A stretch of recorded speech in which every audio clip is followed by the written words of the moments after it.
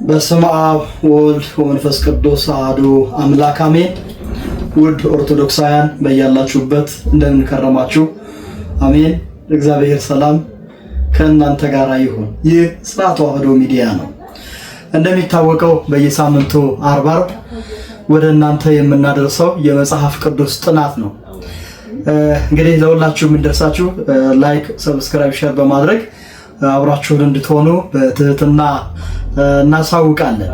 እንግዲህ መጽሐፍ ቅዱስን እያጠናን እዚህ ላይ ደርሰናል። የመጽሐፍ ቅዱስ ጥናት ሰፊ ይዘት ያለው ከእግዚአብሔር ጋር የምንገናኝበት ታላቅ የሆነ እግዚአብሔርን የምናውቅበት የትምህርት ክፍል ነው።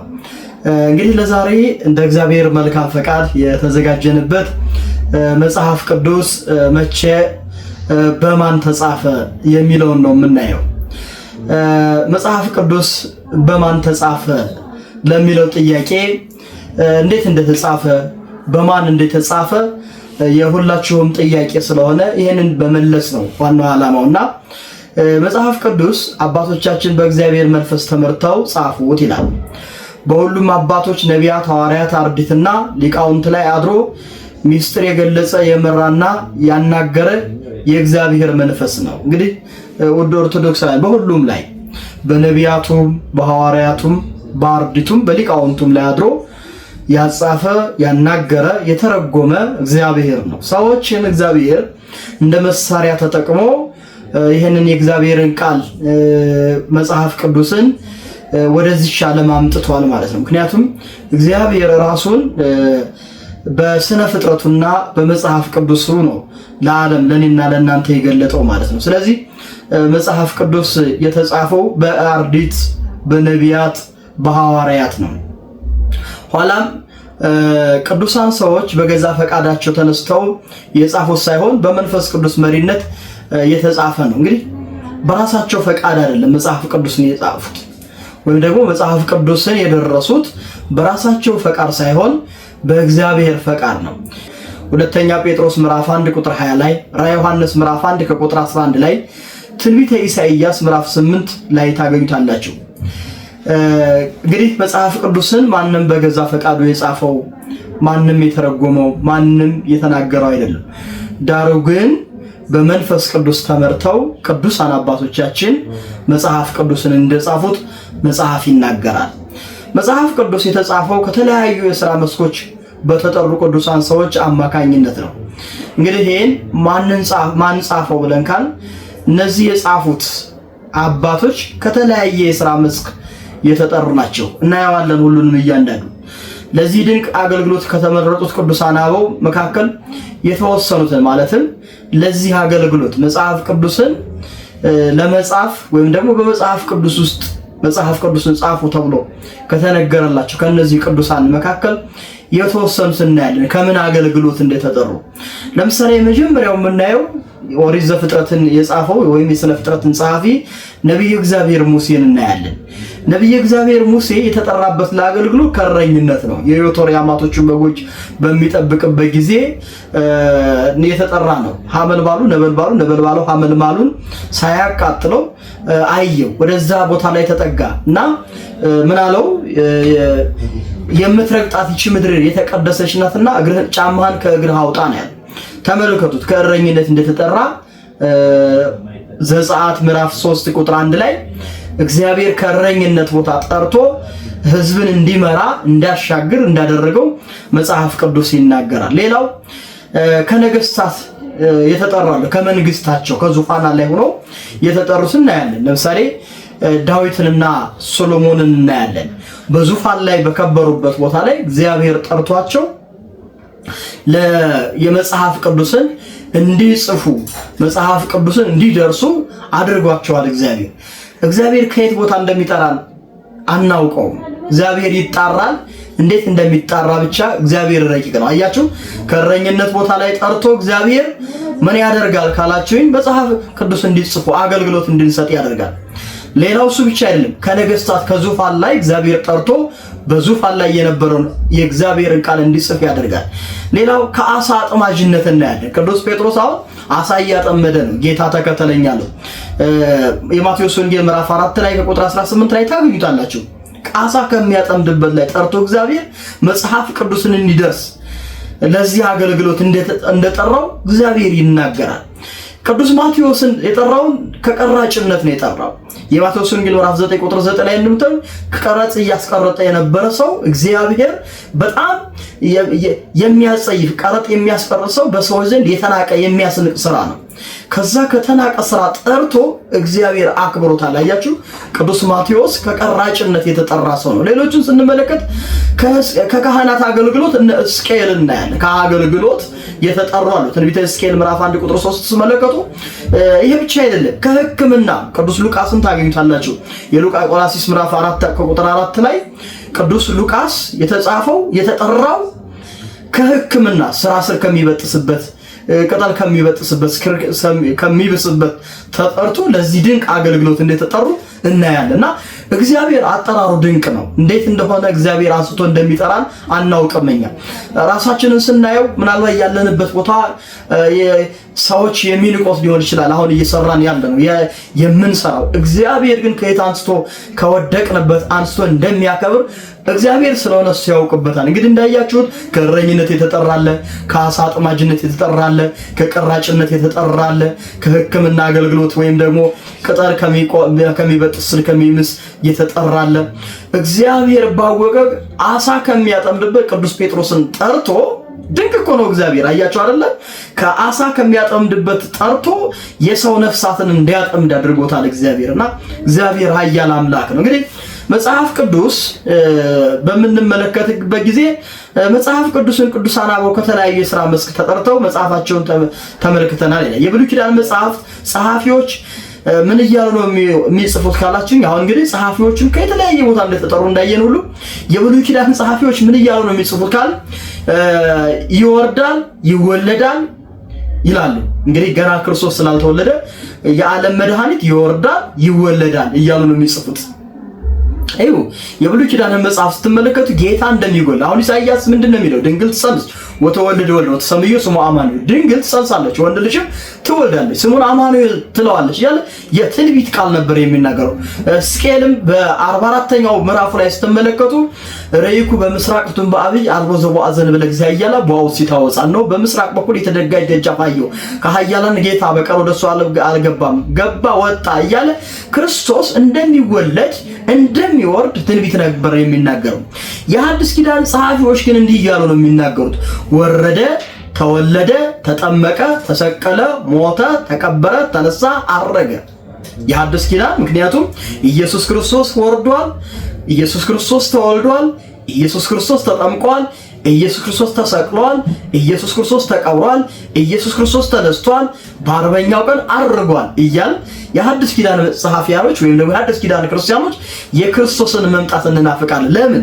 ለ5500 ዘመን የነበረውን የዕዳ ደብዳቤ ከሰማይ ነቢያት ሲናፍቁ የነበሩት እነሱ ደከሙ አይደል? ነቢያት ይወርዳል ይወለዳል እያለ አስተማሩ። የሐዲስ ኪዳን ግን እኛ ክርስቶስ ወርዶ፣ ክርስቶስ ተወልዶ፣ ክርስቶስ ተጠምቆ፣ ክርስቶስ ጾሞ ጸልዮ፣ ክርስቶስ ተሰቅሎ፣ ክርስቶስ ተቀብሮ፣ ክርስቶስ ተነስቶ ትንሳኤያችን የሆነ ጌታ ሞትን ድል አድርጎ በትንሳኤው፣ ስለዚህ ክርስቶስ አርጎ እኛም እናርጋለን። ዳግም ሲመጣ በክብሩ እንቆማለን እያል እኛ ለክብር ነው እኛ የምንዘምረው። ክርስቶስ ዋጋ ከፍሎልን ዋጋ የተከፈለልን የሐዲስ ኪዳን ክርስቲያኖች ነን እና ዋጋ የተከፈለልን ማለት ነው። እንግዲህ መጽሐፍ ቅዱስ በተለያዩ ጊዜ በተለያዩ ቅዱሳን አባቶች ተጽፏል። የብሉይ ኪዳን መጽሐፍቶች ከክርስቶስ ልደት በፊት ከ1400 ቅድመ ልደተ ክርስቶስ፣ የሐዲስ ኪዳን መጽሐፍቶች ደግሞ እስከ 100 ዓመተ ምህረት ድረስ እንደተጻፉ ቅዱሳን መጽሐፍቶች ይናገራሉ።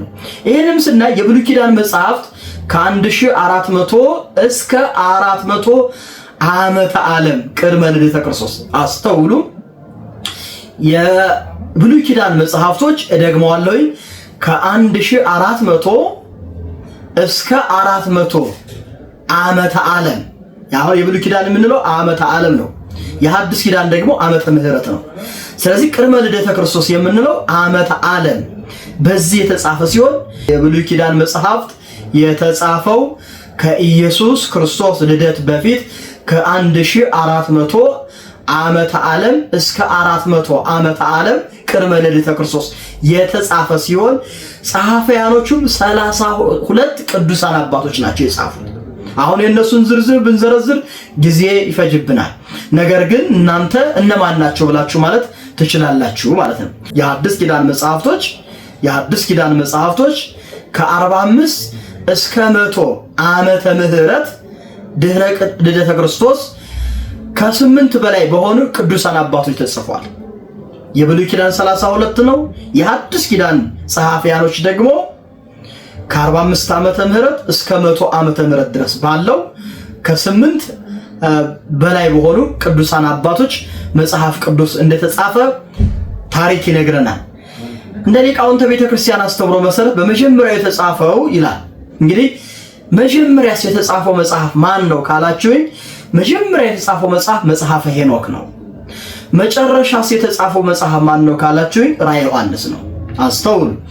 ከብሉይ ኪዳን የመጀመሪያው መጽሐፍ መጽሐፈ ሄኖክ ሲሆን ከሐዲስ ኪዳን ደግሞ የመጨረሻው መጽሐፍ ራዕየ ዮሐንስ ነው ማለት ነው። እንግዲህ መጽሐፍ ቅዱስ የተጻፈባቸው ቋንቋዎች እናያለን። እዚህ ስናይ የብሉይ ኪዳን መጽሐፍቶች በዕብራይስጥና በአራማይክ ቋንቋ የተጻፉ ሲሆን የሐዲስ ኪዳን መጽሐፍት ደግሞ አብዛኛዎቹ በግሪክ ቋንቋ ተጽፈዋል ነው የሚለው። እንግዲህ የብሉይ ኪዳን በአራማይክና በዕብራይስጥ የተጻፉ ሲሆን የሐዲስ ኪዳን ደግሞ በግሪክ ቋንቋ ተጽፈዋል ይላል። አብዛኛዎቹ በግሪክ ቋንቋ እንደጻፉ ይናገራል። በአጠቃላይ መጽሐፍ ቅዱስ በአራት አገር ቋንቋዎች እንደተጻፈ ታሪክ ይነግረናል። በአራት አይነት ቋንቋዎች ወይም በአራት ሀገሮች ቋንቋዎች ማለት ነው። የመጀመሪያው ዕብራይስጥ፣ ሁለተኛው አራማይክ፣ ሶስተኛው ሮማይስጥ፣ አራተኛው ግሪክ ወይም ጽር ቋንቋዎች ናቸው። እነዚህ በአራት ቋንቋ መጽሐፍ ቅዱስ እንደተጻፈ ታሪክ ይናገራል ማለት ነው። አብዛኞቹ ብሉይ ኪዳን መጽሐፍ በዕብራይስጥና በአራማይክ ቋንቋ ተጽፈዋል ይላል። ምክንያቱም በሂብሪው ዘመን የሚነገረው ዕብራይስጥ ስለነበረ በአራማይክና በሂብሪው የብሉይ ኪዳን መጽሐፍቶች እንደተጻፉ ታሪክ ይናገራል። ዕብራይስጥና አራማይክ ቋንቋ በሴሜቲክ ቋንቋ ምድብ ውስጥ ይመደባል።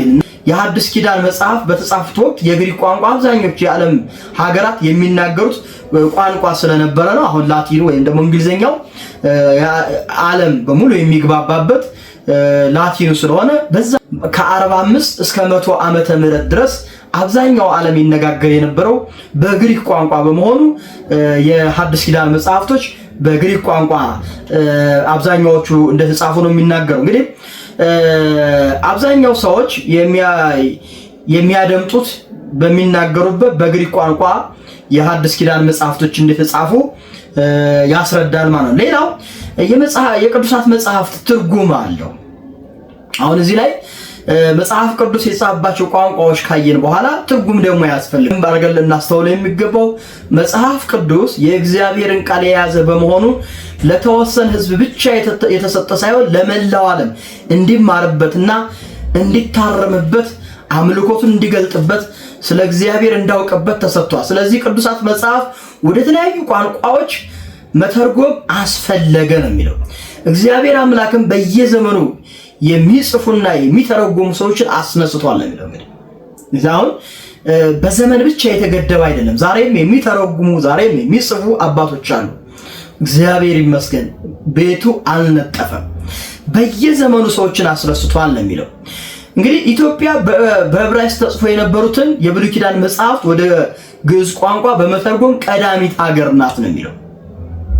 እንግዲህ በትርጉም ማለት ይሄ የሆነው የአክሱም ግዛት ሲቪላይዜሽን ያላት ሀገር፣ ስርወ መንግስት ያላት ሀገር፣ ታሪክ ያላት ሀገር የሚያስብላትም አንደኛው ምንድነው ከተባለ ከዕብራይስጥ ወደ ግዕዝ ቋንቋ ቀዳሚት ሀገር ሆና የተረጎመች ሀገር በመሆኗ ነው።